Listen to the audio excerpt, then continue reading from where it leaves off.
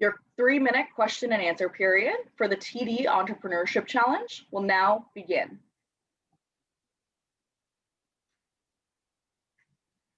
Do you have plans to scale your project? If yes, how? If no, why? We do. Our plan is to move across campuses. We don't want to increase the size of our classrooms by too much here at Calgary, just because we want to focus on the deep impact.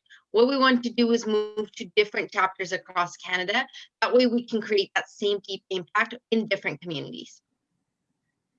What was the biggest challenge you faced when implementing this project, and how did you overcome it?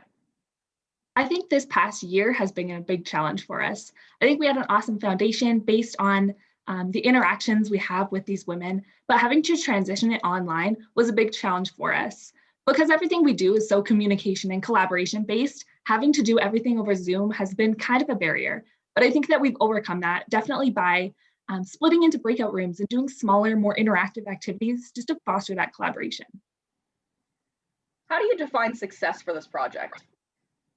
Success really comes with how the women come out of the program. And so whether or not they make a successful business, it's all about how they feel their successful abilities have power through the program. So that whether that is self-confidence, whether that is their self-efficacy to succeed in Canada, or whether that is they've now created their own business, it's all in that intrinsic value to them. How do you measure the long-term impact of your project on the participants or businesses?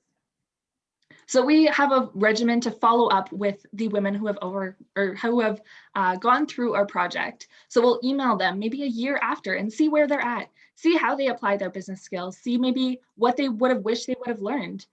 We really try to keep that communication going throughout the duration of their business careers in Canada. How were the participants targeted in this project underserved by the current entrepreneurship support system in Canada?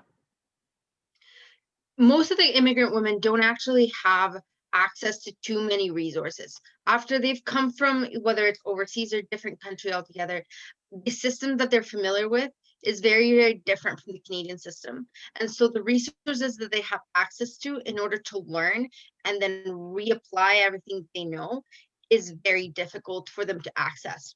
By us stepping in, they can get all those teachings, all those resources hand delivered to them, then they can apply directly with support that they wouldn't have otherwise. How did you develop the content or curriculum for your program, and did you engage any partners?